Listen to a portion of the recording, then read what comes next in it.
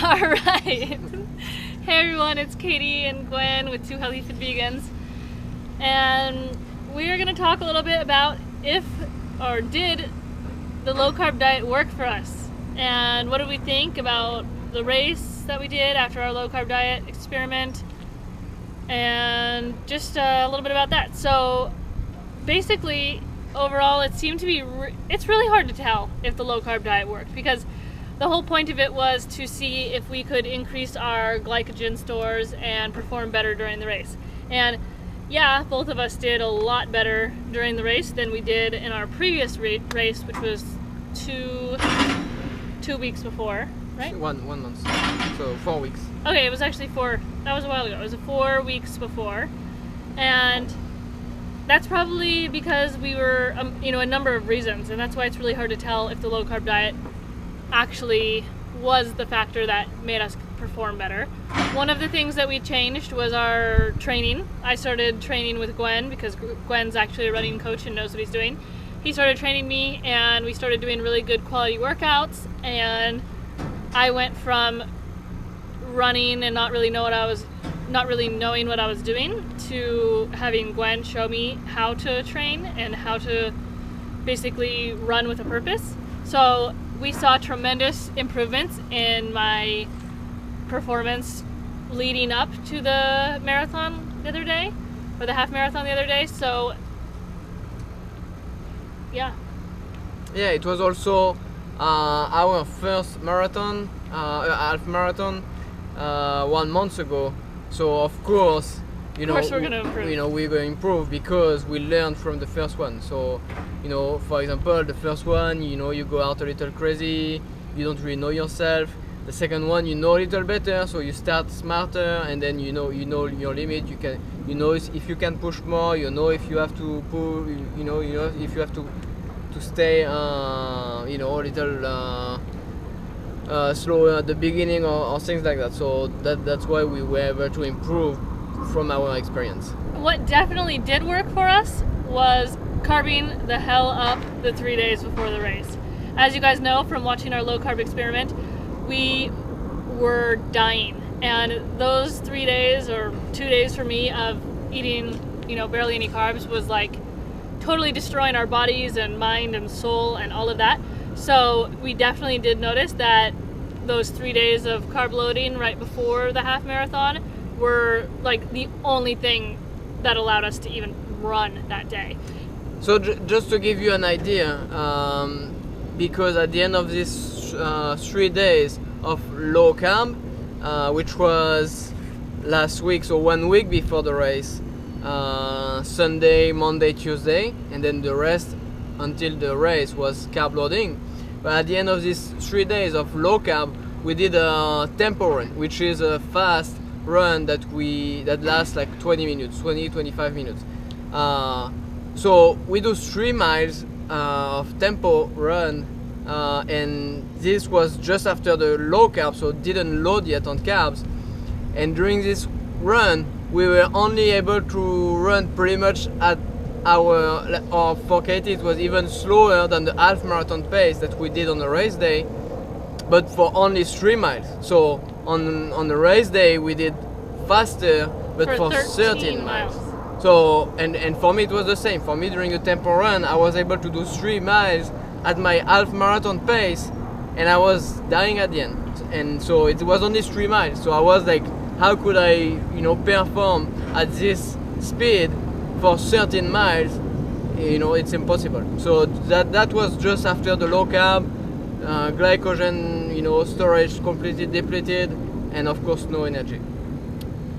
So all of these people out there that are on a low carb diet are restricting calories, and they say they have no energy to run, and they can't run, and they get side aches and all of this pain when they run, and they try to run and then they just give up. This is really, really common for people that are calorie restricting and that are not eating enough carbohydrate. And we experienced that during that hard workout a few days before the race. So when we did that hard workout, I was totally dead. I hadn't had really any carbs, and I seriously did so horrible during that run. I was pushing so hard, and we only ran like 3 miles, and I wasn't even able to like get my normal speed at all. And so I kind of just hit the wall and was feeling horrible. I had like the most hard time just to focus on like what I was doing. When you do a really hard running workout, you really have to constantly be telling yourself like what you're doing and push and push and push, or else you'll slowly just like slow down. So you have to be very focused during your tempo run. And during that day when I was, you know, carb deficient doing this tempo run, I could not focus on the goal of the workout, and therefore the whole thing just sucked. So of course, you know, you can be on the low carb diet and you can be exercising, you can be running, but you know, maybe you're gonna do a half marathon, maybe you're gonna do a marathon on the low carb diet. But if it takes you like 10 hours, you know, it's just not gonna be, you won't be able to perform at your best. So you won't have the energy, so you're gonna perform maybe at like 50% of your best. Maybe you're gonna perform at like 60% of your best. But just switching to high carb, giving your body energy, you're gonna feel like, you know, you are like so much faster because you have the energy available. And what if you're like a low carber for life? What if you've always been restricting calories, you've always been eating a low carb diet, and you think you're a good runner or a good athlete, and you think, hey, like I'm doing well, I don't see any reason why I should change my diet. I'm already a good runner. Maybe you're even professional. You just don't even know how much better you could be by switching to a high carb diet. And trust us, you would be better for sure. So that's something that's really interesting too. So I'm totally positive that if we would have kept up the low carb experiment going into the half marathon, I would have been able to run probably about 2 miles that morning, and then I would have just hit the wall and had to quit for sure. So the only thing that kept us going through that race was, you know, eating super high carb those 3 days beforehand. And even with that, I experienced like quite a bit of detoxing from the low carb diet, because in nature a low carb diet's high fat and high protein. And because of that, that's difficult for your body and creates a lot of toxins. And so even after I'd switched back to my normal high carb diet, I felt lethargic and kind of strange, for even kind of still do. Of course, I feel 10,000 times better than I did when I was on the low carb diet, but I still don't feel like myself quite yet. And everyone was telling us, like warning us not to do the low carb experiment because they said it could take like weeks to feel normal again. And I'm definitely seeing that. We both experienced quite a bit longer recovery time after our run. We're both pretty sore today, and yesterday, which was the day after the race, we just felt super tired, like way more tired than we normally do. And that's probably just from not being properly fueled the whole week before the race. When you're an athlete and when you're running and doing any kind of physical activity, every single day matters. It's not just the 3 days before the race or the one day or the night before. Every night of sleep, 2 weeks before the race matters.